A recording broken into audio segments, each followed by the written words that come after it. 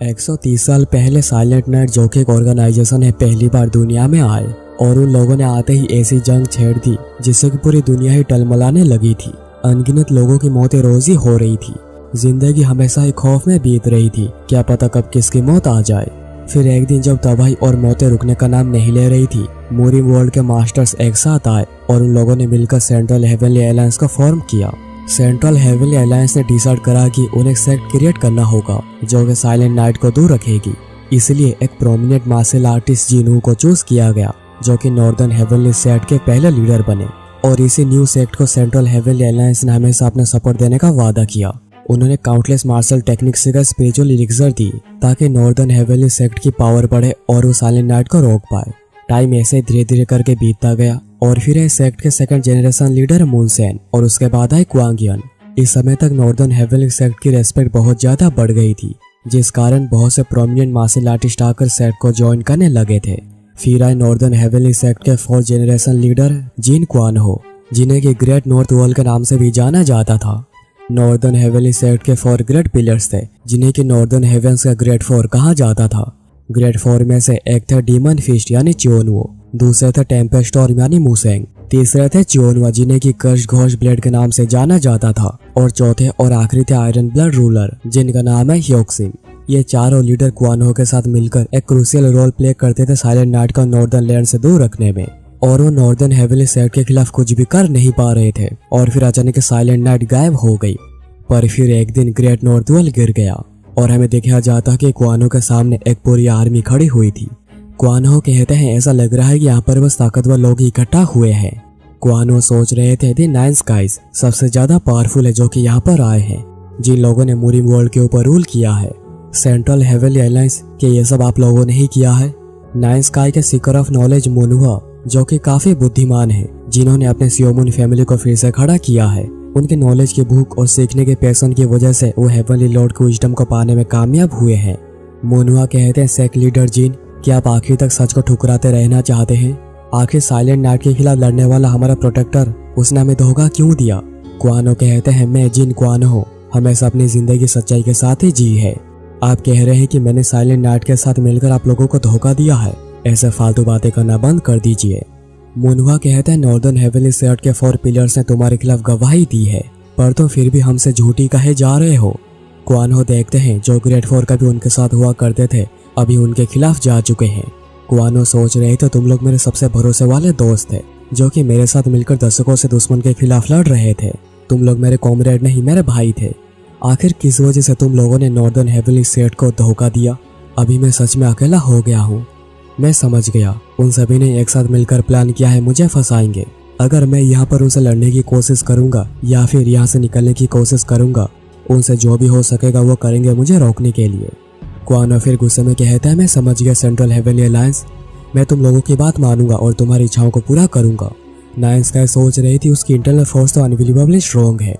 Northern heavenly sect कुछ ज्यादा ही powerful हो गया था, पर इतनी पावर नहीं चाहिए थी साइलेंट नाइट को रोकने के लिए। जब तक नॉर्दर्न हेवनली सेक्ट खड़ा हुआ है, हम लोग कभी भी मेन लैंड पर पूरा कंट्रोल नहीं पा सकते। क्वानो फिर कहते हैं आज से नॉर्दर्न हेवनली सेक्ट को डिसबैंड किया जाता है।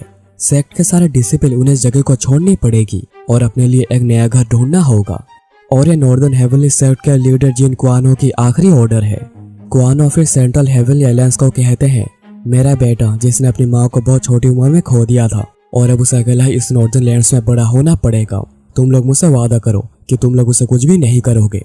मुनुआ सोच रहे थे अच्छा होता अगर हम उसके वंश को यहाँ पर ही पूरा खत्म कर देते, पर लगता नहीं कि हमारा मूड अभी ये सब करने देगा। मुनुआ फिर हाँ कहते हैं और कहते हैं कि हम ये सब कुछ भी नहीं करेंगे। और फिर मुनुआ सोचने लगते हैं अगर हम लोगों ने उसकी बात अभी नहीं सुनी तो ऐसा हो सकता है कि दूसरी टीमों के लीडर हमारे खिलाफ हो जाएं। क्वानो फिर अपने 13 साल के बेटे मूवोन को कहते हैं मेरे बेटे मुझे माफ कर देना, और वो अपना ही स्वॉर्ड खुद का आर पार करके खुद को मार लेते हैं।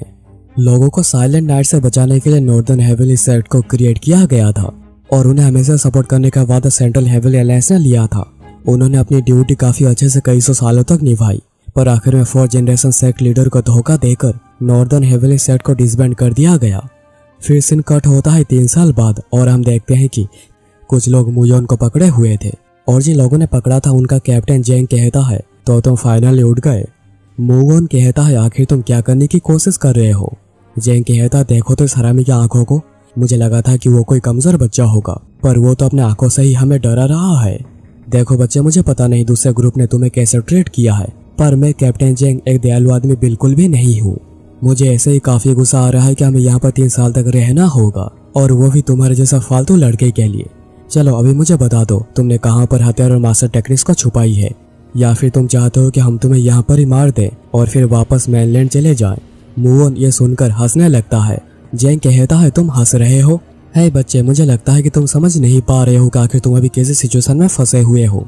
देखो हम लोग तुम्हें सीधे लेकर जंगल में फेंक देंगे जहाँ पर भेड़िए तुम्हें फाड़ कर कच्चा चबा जाएंगे और ये सब करना हमारे लिए कोई बड़ी बात भी नहीं होगी और कर देने से हमें यहाँ पर अगले 3 साल भी बिताने नहीं पड़ेंगे। मूवन ये सुनकर हंसते हुए कहता है क्या तुम्हें लगता है तुम ऐसा कुछ कर भी पाओगे? जेंग ये बात सुनकर अपने मेंबर की ओर देखता है जो कि मूवन की उंगली पर वार करता है और इसकी वजह से उसकी उंगली से खून निकलने लगता है। मूवन कहता है क्या तुम भूल गए हो नाइन स्काई मेरे फादर और सेंट्रल अलायंस ने कौन सी डील करी थी? तभी सीन कट होता है फ्लैशबैक में और हमें साइलेंट नाइट के बारे में कुछ जानकारियां दी जाती है। नॉर्दर्न हेवनली सेक्ट की वजह से साइलेंट नाइट इस दुनिया से पूरी तरह से खत्म हो गई थी और फिर लोगों को भी भरोसा हो गया था कि साइलेंट नाइट और एग्जिस्ट नहीं करती। पर जब नॉर्दर्न हेवनली सेक्ट जो कि साइलेंट नाइट को रोक रही थी डिसबैंड हो गई, साइलेंट नाइट दोबारा अपीयर हो गए और अभी सेंट्रल हेवनली अलायंस हमारी तरह मर्सिनरीज को यहाँ पर भेजती है इस जगह पर नजर रखने के लिए। पर यह सब बस एक एक्सक्यूज है, इसका बस एक ही पर्पज है, एक इंसान के ऊपर नजर रखना ताकि वो कभी भी नॉर्दर्न हेवनली सेक्ट का मार्शल आर्ट सीखना ना लग जाए और कभी भी बदला लेने की ना सोचे। यहाँ पर रहकर हमेशा उसके ऊपर नजर रखना हम लोगों की ट्रू ऑब्जेक्टिव है, क्योंकि हम लोग जिस पर नजर रख रहे हैं वो और कोई नहीं बल्कि नॉर्दर्न हेवनली सेक्ट का उत्तराधिकारी मूवन है जो कि लास्ट लीडर का इकलौता वंशज है। और जिस आखिरी ग्रुप ने उसके ऊपर नजर रखी थी उन्होंने कहा कि क्वानो ने बस मूवन को पढ़ना ही सिखाया था और कुछ नहीं, तो उसके पास मार्शल आर्ट्स की कोई भी नॉलेज है नहीं। और यहाँ पर मार्शल आर्ट से रिलेटेड जो कुछ भी था उसे सेंट्रल हेवनली अलायंस और ग्रेट फॉल ले गए हैं और उन्होंने इस जगह को बड़े ध्यान से देखा है, हर जगह पर ढूंढा है पर उन्हें यहाँ पर और कुछ भी नहीं मिला। फिर एक दिन 1 साल बाद मूवन होश में आता है और कहता है कि उसे कोई स्किल सीखनी है जिसकी वजह से वो कमा खा पाए और जिंदा रह सके। फ्लैशबैक में ही जब जेंग इसके बारे में सुनता है कहता है कि इस पर बिलीव कर पाना मुश्किल है। ग्रेट नॉर्दर्न हेवनली सेक्ट के लीडर का बेटा बस ब्लैक स्मिथिंग सीखना चाहता है, यानी स्वॉर्ड बनाने की कला सीखने की इजाजत दी गई। पर एक और बात है जिस पर बिलीव कर पाना और भी ज्यादा मुश्किल है कि यहाँ पर कोई भी मास्टर स्क्रॉल छुपाया नहीं हुआ है। पर अगर यही सच है तो हमारे यहाँ पर 3 साल रहने की बात आती ही नहीं। जेंग का वाइस कैप्टन सियोमू जब पहली बार मूयोन को देखता है तो वो कुछ सोच रहा था और उन्हें पहली बार देखकर मूयोन कहता है लगता है कि यहाँ पर नए गार्ड्स आ चुके हैं, यानी चीजें यहाँ पर फिर से एनोइंग हो जाएंगी। उसके बाद मूयोन जाता है होम ऑफ 10,000 स्पिरिट यानी ग्रेट लाइब्रेरी में और जैसा इसका नाम है यहाँ पर 10,000 कन्फ्यूशियस और मार्शल स्क्रॉल थे, पर ग्रेट फॉर यहाँ से सब कुछ ले गई। कर्स, घोस्ट ब्लेड जोनवा ने सारे स्वॉर्ड टेक्निक्स को ले ली। जो फिश टेक्निक्स यहाँ पर थी उन्हें डीमन फिश जोनू ने ले ली। जो फूड टेक्निक्स है उन्हें टेम्पेस्ट और मूसेंग ने ले ली और इफेंट की कल्टीवेशन के बारे में जो कुछ भी था उन्हें आयरन ब्लड रूलर ह्यूंग सिम ने ले ली और ज्यादातर नॉर्दर्न हेवनली सेक्ट का डिसिप्लिन ग्रेट फॉर को ही फॉलो करते हुए उनके साथ ही चले गए और उन सभी ने अपने साथ कुछ ना कुछ लिया ताकि वो लोग मेनलैंड पर जाकर कुछ कर पाए और सरवाइव कर पाए। और मैं यहाँ पर पूरा अकेला हो गया, नहीं मुझे अकेला कर दिया गया। फिर हमें फ्लैशबैक में दिखाया जाता है जब क्वानो आखिरी सांस ले रहे थे तब उन्होंने मूवन को कहा था आज से तुम ही नॉर्दर्न हेवनली सेक्ट के लीडर हो। मूवन फिर आगे कहता है कि नॉर्दर्न हेवनली सेक्ट के 10 किलोमीटर के रेडियस में कोई भी नहीं रहता। कोई ऐसा भी कह सकता है कि जैसा यहाँ पर समय रुक गया है और अभी नॉर्दर्न हेवनली सेक्ट जिस खस्ता हालत में है वही हाल मेरा है। मैंने कभी भी ऊपर जाने की कोशिश नहीं करी, बस अपने कमजोरियों को खत्म करने के लिए मैं ऊपर जाने की कोशिश कर रहा हूँ मेरे विल को सॉलिडिफाई फाउंडेशन देने के बाद। अगर मैंने यहाँ पर हार मान ली तो मेरे फादर ने जो भी करा जो भी सहा है वो सभी मिट्टी में मिल जाएगा। और फिर यही सोचते हुए मूवन जा रहा था जब उसे पकड़ लिया गया था और अभी प्रेजेंट में मूवन को उंगली में चोट लगने की वजह से वो जोर जोर से चीख रहा था। सियोमून कहता है क्या हमें ऐसा कुछ करने की जरूरत भी थी, वो मैं से छोटा सा बच्चा है। मूवन कहता है क्या तुम लोग वादे के बारे में भूल गए हो? मुझे लगता नहीं कि तुम लोगों को ये सब करने की परमिशन दी गई है। नॉर्दर्न हेवनली सेक्ट के मार्शल स्क्रॉल्स और आर्टिफैक्ट्स, क्या तुम्हें लगता है सेंट्रल हेवनली अलायंस ने कुछ भी छोड़ कर गई है? उन लोगों ने इस जगह को पूरा ही सपाचट कर दिया है, तो मुझे यहाँ पर मारकर वापस मेनलैंड जाना चाहते हो? यही तुम्हारा इरादा है, क्यों है ना? चलो आगे बढ़ो और ट्राई करो। ऑल्दो सेंट्रल हेवनली अलायंस में ग्रेट फॉर के बहुत सारे डिसिपल हैं, उन्हें सेंट्रल हेवनली अलायंस जाना पड़ा क्योंकि उन्हें फोर्स किया गया था और उन्हें फिर जबरदस्ती ऐसे ग्रुप्स में डाल दिया गया है। उनमें से अभी भी कुछ नॉर्दर्न हेवनली सेक्ट के लॉयल डिसिपल हैं। क्या तुम्हें लगता है तुम मुझे यहाँ पर मार दोगे और वो सब ये जानने के बाद तुम्हें ऐसे ही जाने देंगे? उन्हें इमीडिएटली पता चल जाएगा कि सुसाइड है या मर्डर, और उन्हें 2 बार भी सोचना नहीं पड़ेगा यहाँ पर आकर तुम्हें मारने से पहले। क्या तुम्हें कभी जानने का मन नहीं करता? वो यहाँ पर 3 साल तक रहे पर कुछ भी नहीं करा और चुपचाप वापस चले गए। जेंग गुस्से में कहता है आखिर तुम्हारी हिम्मत कैसे हुई मेरे से बात करने की? सियोमू आकर उसे रोकता है और कहता है कैप्टन, अच्छा होगा कि हम उसे जाने दें। ऐसा लग रहा है कि बच्चा कोई सच छुपा रहा है। क्या हम लोगों ने इस जगह को अच्छे से नहीं देखा? हमें यहाँ पर कोई भी मास्टर स्क्रॉल या फिर वैल्यूएबल आर्टिफैक्ट नहीं मिले। मुओन कहता है कि मुझे एक बात क्लियर कर देनी चाहिए, ये जगह मेरा घर है और तुम लोग कुछ घुस बैठिए। तो अभी से मैं आशा करता हूँ कि तुम लोग यहाँ पर एटलीस्ट गेस्ट की तरह बिहेव करोगे। अगर तुम लोग ऐसा करोगे तो आज तुम लोगों ने जो भी किया है उसके बारे में मैं सब कुछ भूल जाऊंगा। जेंग कहता है बच्चे, आज मैं तुम्हें जाने दे रहा हूँ, पर जिस वक्त तुमने कुछ सस्पिशियस काम करना शुरू कर दिया, सेंट्रल हेवनली एलायंस और ग्रेट फॉर मुझे परमिशन दे दे कि तुम्हें यहाँ पर मारने की। मेरी इस बात को हमेशा ही याद रखना। सियोमू फिर कहता है सभी लोग वापस चलो पर उस पर ध्यान रखना। सियोमू फिर जाने से पहले मुओन को कपड़ा देकर कहता है हमें माफ करना और तुम इसका इस्तेमाल कर सकते हो अपने ब्लीडिंग को रोकने के लिए। उसके जाने के बाद मुओन कहता है कि वो नॉर्दर्न हेवनली सेक्ट का कोई लॉयल डिसिपल था? बिल्कुल भी नहीं, वो बिल्कुल भी लॉयल नहीं था। अगर वो सच में लॉयल होते तो फिर वो कब का आकर मुझे इस नरक से निकाल कर ले जाते। मुओन फिर खुद ही को ही कहने लगता है क्या तुम्हें लगता है ऐसे लोग भी हैं जो कि सुरुइन सेक्ट के बारे में सोचते भी हैं? किसी को कोई फर्क नहीं पड़ता कि मैं यहाँ पर जीता हूँ या मरता हूँ। नहीं, मैं श्योर हूँ वो मेरे मरने का इंतजार कर रहे होंगे। उसके बाद मुओन ग्रेट लाइब्रेरी के ऊपर चढ़ रहा था और ऊपर जाते हुए सोच रहा था ये सच है कि नॉर्दर्न हेवनली सेक्ट से सब कुछ ले जाया गया है, पर नॉर्दर्न हेवनली सेक्ट का दिल अभी भी जिंदा है। मुओन फिर ग्रेट लाइब्रेरी के छत पर बैठकर सोच रहा था नॉर्दर्न हेवनली सेक्ट का ग्रेटेस्ट सीक्रेट एक ऐसा सीक्रेट है जिसके बारे में ग्रेट 4 को भी नहीं पता। नॉर्दर्न हेवनली सेक्ट का अल्टीमेट मार्शल स्क्रॉल खुद नॉर्दर्न सेक्ट है। और एपिसोड यहाँ पर ही खत्म हो जाती है। जिनमू सोच रहा था नॉर्दर्न हेवनली सेक्ट का एक ऐसा सीक्रेट है जिसके बारे में ग्रेट 4 को भी नहीं पता, और वो सीक्रेट है खुद नॉर्दर्न हेवनली सेक्ट। जब सूरज पूरब से उगने लगता है तब नॉर्दर्न हेवनली सेक्ट की इन टूटी हुई दीवारों का परछाई जमीन पर गिरती है। इन दीवारों को वॉल ऑफ 10,000 शैडो कहा जाता है और एक अनजान लिपि में बदल जाती है जब इसके ऊपर सूरज की किरणें पड़ती है। ये लैंग्वेज एक फॉरगॉटन लैंग्वेज है लोअर मून किंगडम का। वॉल ऑफ 10,000 शैडोज को सेट के पहले लीडर जेनू ने बनाई थी और इसमें जितनी भी राइटिंग्स है इसमें सभी लीडर्स ने अपनी कुछ ना कुछ टीचिंग्स लिखी है। इसी रीजन की वजह से मेरे फादर ने मुझे लोअर मून किंगडम की लैंग्वेज पहले सिखाने लगे थे, ना कि मार्शल आर्ट्स। पर इन लोगों की ये राइटिंग्स कुछ एंशिएंट ड्राइंग्स लगती है क्योंकि ये बस मेरे लिए ही लिखा गया था जो कि सब पढ़ सके। इसी वजह से ऐसा लग सकता है कि मैं यहाँ पर बैठकर अपना समय बर्बाद कर रहा हूँ और मैं चाहता हूँ कि गार्ड्स को हमेशा यही लगता रहे और मुझे उन्हें हमेशा ये बात बिलीव करवानी पड़ेगी। प्रीवियस सारे सेक्ट लीडर्स के कॉम्बाइंड टीचिंग्स यहाँ पर है, पर नॉर्दर्न हेवनली सेक्ट की ultimate technique gathering of the 10,000 sand shadows को सीखने से पहले मुझे अभी और भी बहुत कुछ सीखना बाकी है। जब तक मेरे ऊपर सेंट्रल हेवनली एलायंस नजर रख रही है मैं उनका अनचाहा अटेंशन मेरे ऊपर लाना नहीं चाहता। मुझे सब कुछ छुपा के रखना होगा और शांति से मेरे चांस के आने का इंतजार करना होगा। तभी वो किसी को नॉर्दर्न हेवनली सेक्ट में आता हुआ देखता है और ये थे mister Huang. Mister Huang northern heavenly sect के फॉर्मर वॉरियर हैं। उन्हें मार्शल आर्ट्स के नाम पर बस सेल्फ डिफेंस आती है, जिस वजह से वो नॉर्दर्न हेवनली सेक्ट के सबसे कमजोर वॉरियर थे। पर कोई भी उनके जैसा सेक्ट के प्रति लॉयल और उनके जितना प्यार नहीं करता था। नॉर्दर्न हेवनली सेक्ट को छोड़ देने के बाद वो एक वॉन्डरिंग मर्चेंट के तौर पे काम करने लगे और वो अपना बेस्ट देने की हमेशा ही कोशिश करते रहते हैं ताकि वो जिनमू को जितना ज्यादा हो सके सप्लाई पहुंचा सके।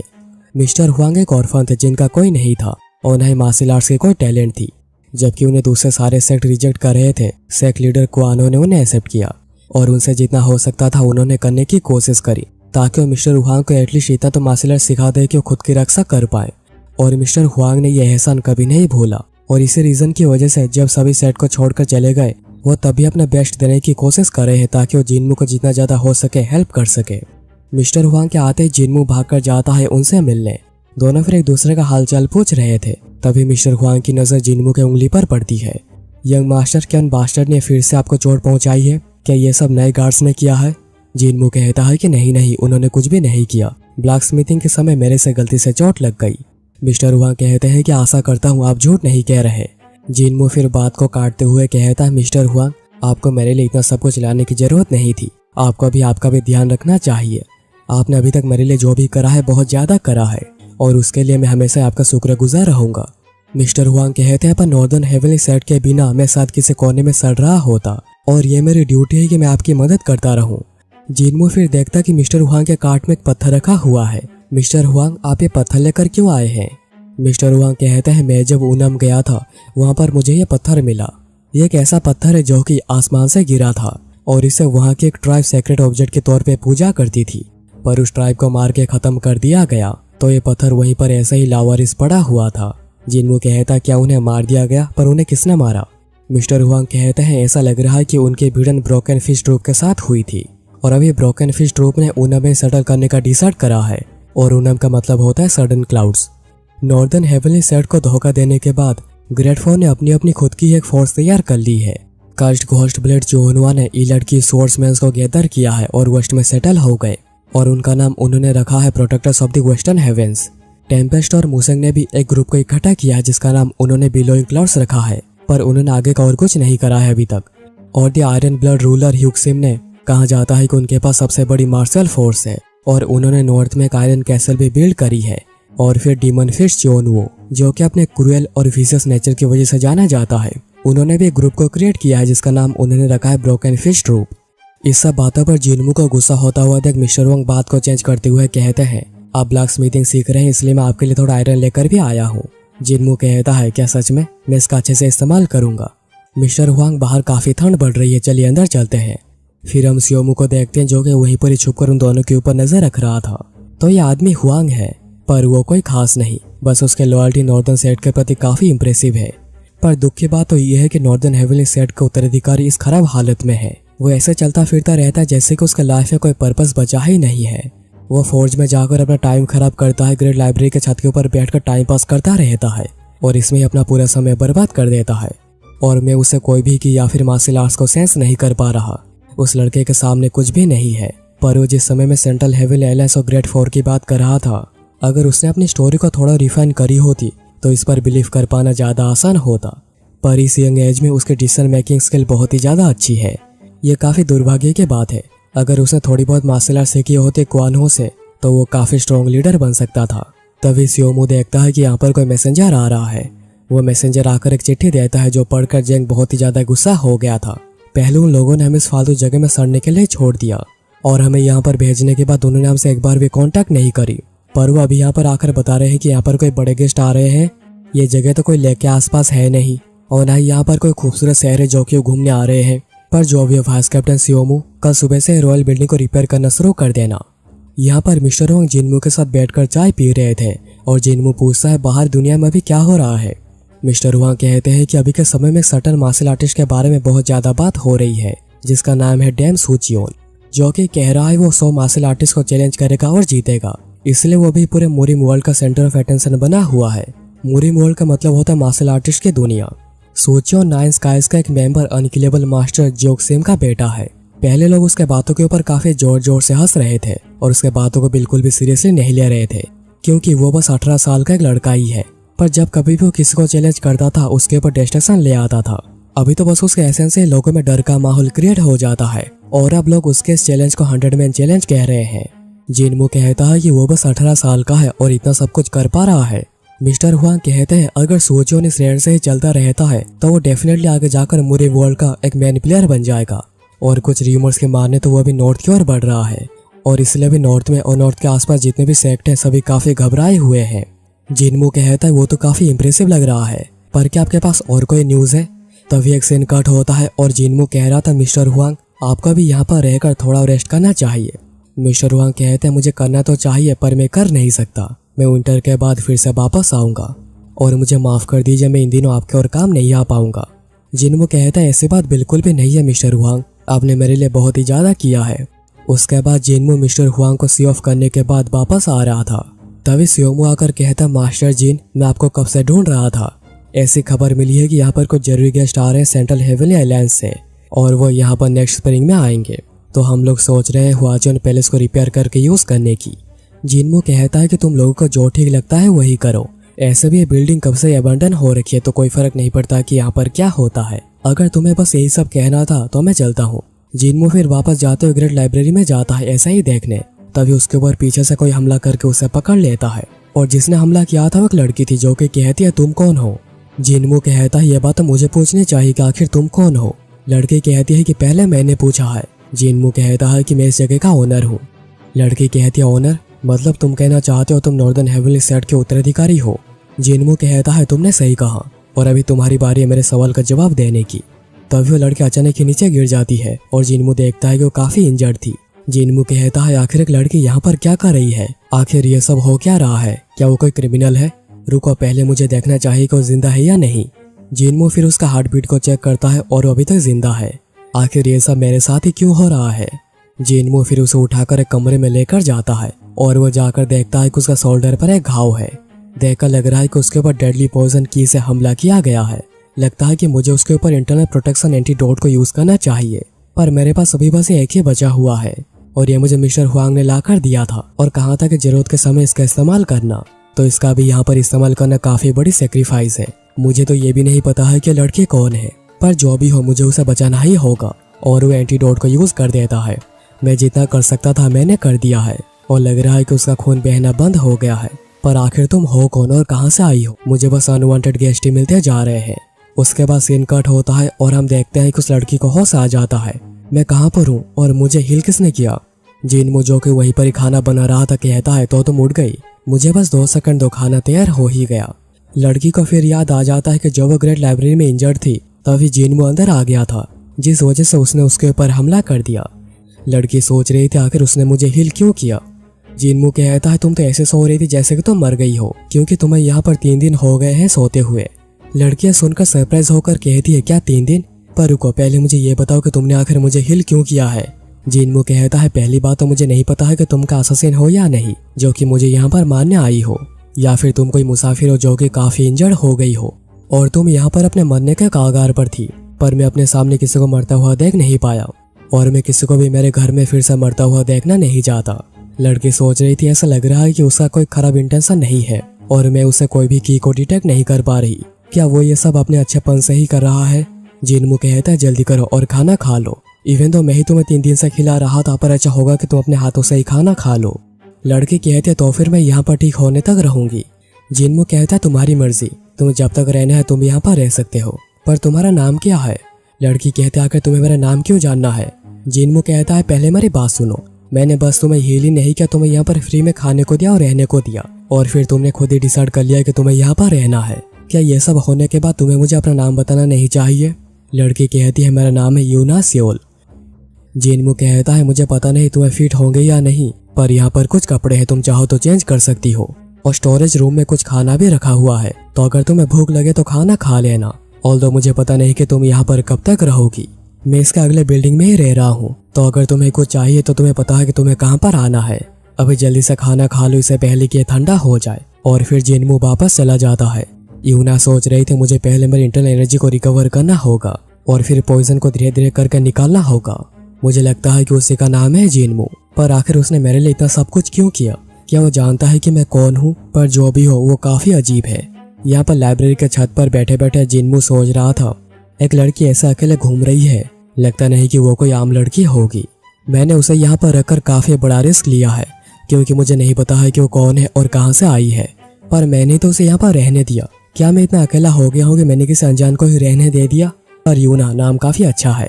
फिर हमें सियोमू और बाकी लोगों को दिखाया जाता है जो कि काम कर रहे थे, पर जंग यहाँ पर मस्त घोड़े बेचकर सो रहा है। फिर एक सीन कट होता है और जिनमू यूना के घर के सामने खड़े होकर सोच रहा था 3 दिन हो गए हैं वो फिर से घर से बाहर नहीं आई है, क्या वो अंदर ठीक होगी? कहीं वो अंदर मर तो नहीं गई? आशा करता हूँ कि ऐसा कुछ भी ना हुआ हो। क्या मुझे कल जाकर उसे चेक करना चाहिए? अंदर यूना मेडिटेट करते हुए सोच रही थी अभी तक मैं बस आधा इंटरनल एनर्जी को रिकवर कर पाई हूँ, आम परिस्थितियों में मुझे पूरी इंटरनल एनर्जी को रिकवर करनी होगी, उसके बाद ही मैं जाकर पॉइजन को निकालने की प्रक्रिया शुरू कर सकती हूँ। पर मेरे पास अभी टाइम बिल्कुल भी नहीं बचा है। ये one of the most dangerous poison है। ये पॉइजन मोस्ट डेंजरस पॉइजन है, कंज्यूमिंग फ्लेम ऑफ डार्कनेस।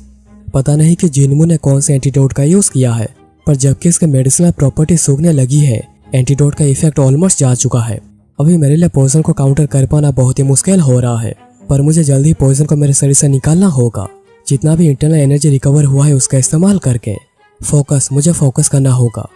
और यूना पूरी कोशिश करने लगती है अपने शरीर में से पॉइजन को बाहर निकालने के लिए। मेरे शरीर में से पॉइजन बिल्कुल भी बाहर नहीं आ रहा, ये उल्टा फैलता ही जा रहा है। क्या यहाँ पर ही मेरा अंत हो जाएगा? मैं तो जिनमू को सही से थैंक्स भी नहीं कह पाई।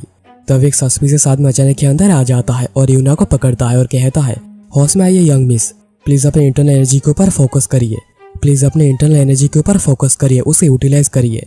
बस थोड़ा सा ही बचा हुआ है, अपनी की को अपनी उंगलियों की ओर फैलाइए, बस हो ही गया। और हम देखते हैं कि यूना की उंगलियों में से पॉइजन निकल जाता है। वो आदमी जिसका नाम है सारियुंग, जिसका लिटरल मतलब होता है डेड स्पिरिट, कहता है पूरा पॉइजन आपके शरीर में से बाहर निकल चुका है। भगवान का शुक्र है कि मैं सही समय पर यहाँ पर पहुंच गया। अगर मैं यहाँ पर एक सेकंड भी लेट हो जाता तो आपको यहाँ पर कुछ भी हो सकता था। यूना कहता, सारियुंग तुम बच गए, मुझे बहुत ही खुशी है। सारियुंग कहता, लेट होने के लिए मुझे माफ कर दीजिए यंग मिस, मुझे आइडिया ही नहीं था कि आप इस जगह पर छुपी हुई है। मैं सारियुंग, मेरे पास एक ही पर्पस है, बहुत मास्टर और यंग मिस को सर्व करना, पर मैं आप दोनों को ही बचाने में फेल हो गया। मुझे इसके लिए कड़ी से कड़ी सजा मिलनी चाहिए। यंग मिस, आपको भी कैसा लग रहा है, क्या आप अभी खड़ी हो सकती है? यूना कहती है कि मैं ठीक हूँ, और अगर तुम यहाँ पर नहीं आते तो मैं अभी तक मर चुकी होती, और ऐसे हमारे ऊपर छुपकर वार किया गया था जिसमें तुम कुछ भी कर नहीं सकते थे। पर तुम अभी तक कहाँ पर थे, तुमने मुझे ढूंढा कैसे? सारियुंग कहता है कि मैं भी इंजर्ड हो गया था, अभी रिसेंटली मैं आपको लोकेट करने में कामयाब रहा हूँ। यूना कहती है, तुमने पहले जाकर मास्टर को क्यों नहीं ढूंढा?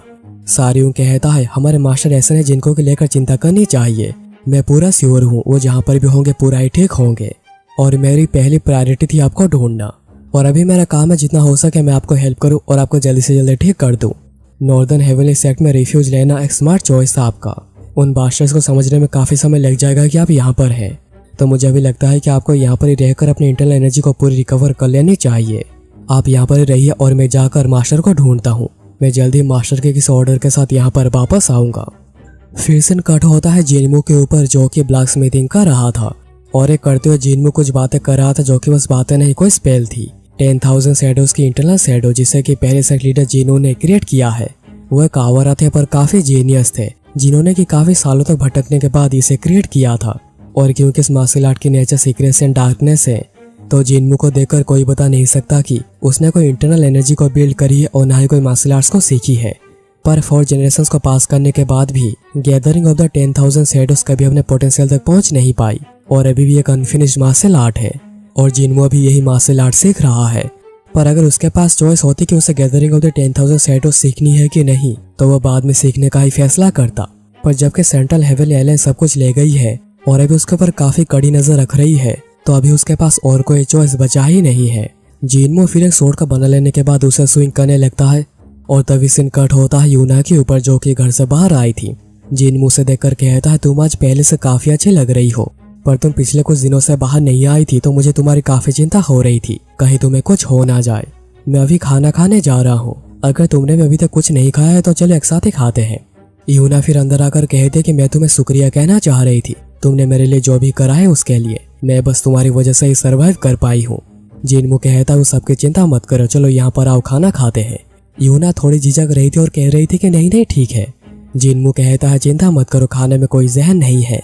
यूना फिर कहती है, तुमने अभी तक मेरे बारे में कुछ पूछा क्यों नहीं? जिनमू कहता है, पर किस बारे में पूछना है? यूना कहती है, यही कि मैं कौन हूँ और कहाँ से आई हूँ। जिनमू कहता है, मैं सब पर ध्यान नहीं देता, पर पता नहीं क्यों पर मुझे ऐसा लगता है कि मुझे ये सब पूछना नहीं चाहिए। मेरे अंदर से गट फीलिंग आ रही है कि अगर मुझे पता चल जाएगा कि तुम कौन हो तो मैं यहाँ पर शांति से बैठकर खाना खा नहीं पाऊंगा। यूना कहती है, क्या तुम स्टूपिड हो? जिनमू कहता है, मुझसे सवाल पूछना बंद करो और खाना खाओ, ऐसे में मुझे पेट के गुड़ गुड़ सुनना अच्छा नहीं लगता। उसके बाद जिनमू जाकर ग्रेट लाइब्रेरी के छत में बैठकर सोच रहा था, मैं फील कर सकता हूँ कि मेरी बॉडी चेंज हो रही है। वॉल ऑफ 10,000 शैडोज की एक और सीक्रेट है। अभी समय हो गया है मुझे एटर्नल डार्कनेस के ब्लेड को सीखना शुरू करना चाहिए, एक मिस्टीरियस सोर्ड टेक्निक जिसे कि क्रिएट किया गया है लोगों को मारने के पर्पज से। और मैं भी सोर्समैनशिप के बेसिस को सीखने लगा हूँ ताकि मैं इस सोर्ड टेक्निक को प्रॉपरली यूज कर पाऊँ। जिनमू फिर वापस आकर ब्लैक स्मिथिंग करने लग जाता है और यहाँ पर यूना बैठकर मेडिटेट कर रही थी। तभी अचानक से यूना जिनमू के पास आ जाती है, जो देखकर जिनमू काफी डर जाता है। यूना कहती है, मुझे पता नहीं कि तुम कंसंट्रेट करने में कैसे हो, पर तुम्हारे सेंसेस सच में ही बहुत ही खराब है। मैं यहाँ पर कुछ समय से बैठी हुई हूँ और तुमने मुझे अभी तक नोटिस नहीं करा था। चलो वो जो भी हो, मुझे अभी काफी भूख लगी है, चलो मुझे खाना दो। जिनमू कहता है, तुम्हें यहाँ पर आए हुए 3 महीने हो चुके हैं। 3 महीने पर तुम अभी भी इतने सेमलेस कैसे हो सकती हो? क्या तुम्हें अपने घर वापस नहीं जाना है? यूना कहती है, चलो मुझे खाना दो, ज्यादा बातें मत करो। जिनमू कहता है आखिर मैं एक लड़की के लिए ये सब क्यों कर रहा हूँ जिसे मैं जानता तक नहीं, पर जो भी हो चलो मेरे साथ में खाना देता हूँ। यूना ये देखकर सोच रही थी मैं उसे कितने अच्छे से ही क्यों ना देख लूं, पर मुझे वो कभी भी समझ में नहीं आता। वो नॉर्दर्न हेवनली सेट का उत्तराधिकारी है, पर ना ही उसे कोई मार्शल आर्ट्स आती हो ना ही उसमें कोई बेसिक नॉलेज है। वो बस ब्लैक स्मिथिंग कर अपना समय बर्बाद करे जा रहा है। जिनमू कहता है तुम बैठी क्यों हो, चलो मेरे साथ, क्या तुम्हें भूख नहीं लगी? उसके बाद दोनों जिनमू के घर जाते हैं और जिनमू खाना लेकर आता है और दोनों ही बैठकर खाना खाने लगते हैं। तभी सीन कट होता है और हमें कुछ लोगों को दिखाया जाता है जो कि कहते हैं तो यह है नॉर्दर्न हेवनली सेक्ट। और ये एपिसोड यहाँ पर ही खत्म हो जाती है।